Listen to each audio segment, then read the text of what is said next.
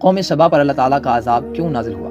ناظرین کرام، اہل سرسار کی ایک قوم جسے قوم سبا بھی کہا جاتا ہے، اللہ تعالیٰ کی بے شمار نعمتوں کے اندر زندگی گزار رہی تھی۔ یہ قوم ایک عظیم تہذیب و تمدن کی مالک تھی۔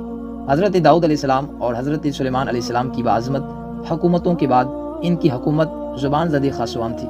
کہا جاتا ہے کہ یہ لوگ گندم کے مغز سے آٹا پیس کر روٹیاں پکاتے تھے، لیکن اس کے برعکس وہ اس قدر اسراف کرنے والے اور ناشکرے تھے کہ انہی روٹیوں کے ساتھ بچوں کا پخانہ صاف کرتے تھے۔ ان آلودہ روٹیوں کو اکٹھا کرنے سے ایک پہاڑ بن گیا تھا۔ پھر ایک صالح شخص نے وہاں سے گزرتے ہوئے ایک عورت کو دیکھا جو روٹی کے ساتھ بچے کے پخانے کے مقام کو صاف کر رہی تھی۔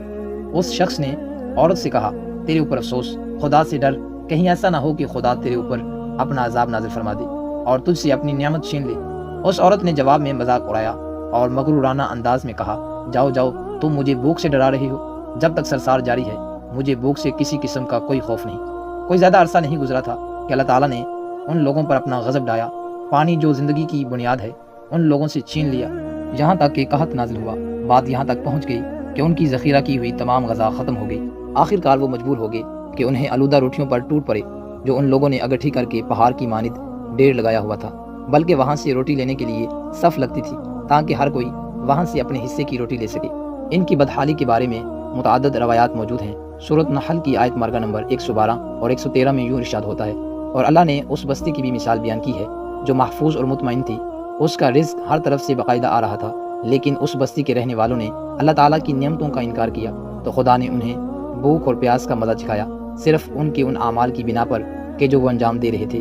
اور یقیناً ان کے پاس رسول آیا تو ان لوگوں نے ان کو جھٹلایا، تو پھر ان تک عذاب آ پہنچا کہ یہ سب ظلم کرنے والے تھے۔ ناظرین کرام، اسی قوم کے بارے میں ایک اور واقعہ بیان ہوتا ہے کہ ان لوگوں نے اپنی زراعت کو بہتر طور پر کاشت کرنے کے لیے پانی ذخیرہ کرنے کی خاطر بلک کے دو پہاڑوں کے درمیان ایک بہت بڑا بند مورب تعمیر کیا ہوا تھا۔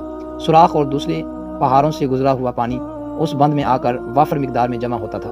قوم سبا نے اس پانی سے صحیح طور پر استفادہ کرتے ہوئے وسیع و عریض اور بہت سارے خوبصورت باغات لگائے اور کھیتی باڑی کو رونق بخشی۔ ان باغات کی درختوں کی شاخیں اس قدر پھلوں سے لدی ہوئی ہوتی تھی، کہتے ہیں کہ اگر کوئی شخص سر پر ٹوکری رکھ کر ان کے نیچے سے گزرتا تو پھل خود بخود ٹوکری میں گرنا شروع ہو جاتے اور قلیل مدت میں ٹوکری تازہ پھلوں سے بھر جاتی۔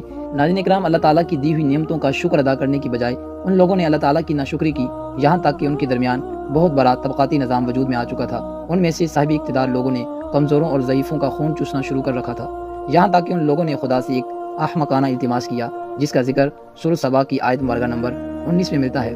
انہوں نے کہا، خدایا ہمارے سفروں کے درمیان فاصلہ زیادہ کر دے۔ انہوں نے اللہ تعالیٰ سے التماس اس لیے کیا تاکہ غریبوں، بے نوا لوگوں، عمرہ اور ثروت مند ان کے ہمراہ سفر نہ کریں۔ ان کی خواہش یہ تھی کہ آبادیوں کے درمیان خشکی ہو اور فاصلہ بہت زیادہ ہو تاکہ تنگ دست اور کم آمدنی والے لوگ ان کی طرح سفر نہ کر سکیں۔ اللہ تعالیٰ نے ان مغرور پیٹ کے پجاریوں پر اپنا غضب نازل کیا۔ بعض روایتوں کے مطابق ان مغرور لوگوں کی آنکھوں سے دور صحرائی چوہوں نے مورب نامی بند کی دیواروں پر حملہ کر کے انہیں اندر سے کھوکھلا کر دیا۔ ادھر سے بارشیں زیادہ ہوئیں جس کی وجہ سے سیلاب آ گیا اور اس بند میں پانی بہت زیادہ اکٹھا ہو گیا۔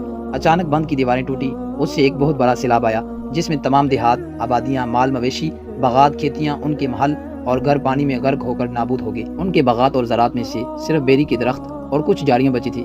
خوش الحان پرندے وہاں سے کوچ کر گئے تھے، جبکہ الووں اور کووں نے قوم سبا کے کھنڈرات میں اپنے گھونسلے بنا دیے۔ اس بات کا تذکرہ سورۃ سبا کی آیت مارکہ نمبر 15 اور 16 میں ملتا ہے، اور آخر میں سورۃ سبا کی آیت مارکہ نمبر 17 میں قرآن مجید فرقان حمید میں اس واقعے کا یوں نتیجہ نکالا ہے، یہ ہم نے ان کی ناشکری کی سزا دی اور ہم ناشکروں کے علاوہ کسی کو سزا نہیں دیتے۔ ناظرین کرام، آج کی ویڈیو اگر آپ کو اچھی لگی تو ویڈیو کو شیئر کرنا، چینل کو سبسکرائب کرنا مت بھولیں۔